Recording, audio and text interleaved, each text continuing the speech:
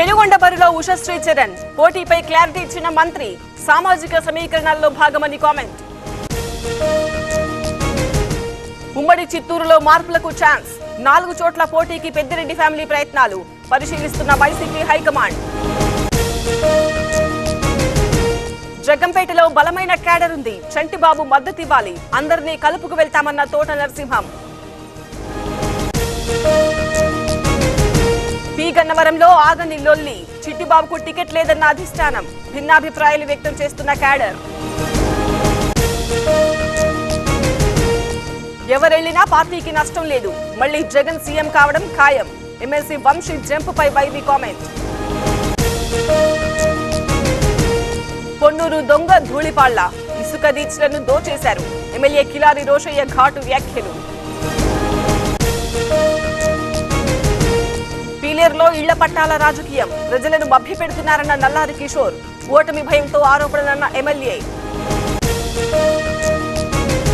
తెలంగాణలో కొనసాగుతున్న ప్రజాపాలన, పంచాయతీ వార్డుల్లో దరఖాస్తుల స్వీకరణ, అప్లికేషన్ల కోసం పోటెత్తుతున్న జనం.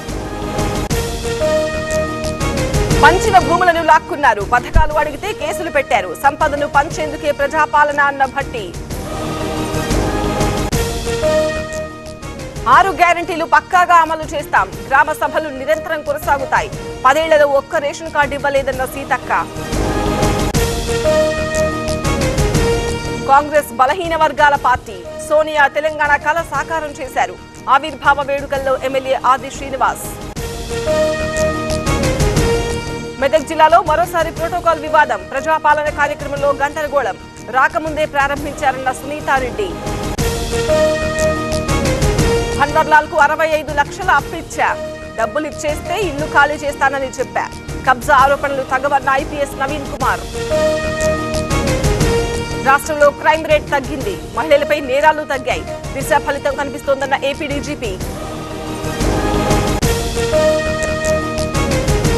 హైదరాబాద్ లో భారీగా డ్రగ్స్ పట్టివేత, 3 అంతర్రాష్ట్ర ముఠా అరెస్ట్, న్యూ ఇయర్ వేళ కలకలం.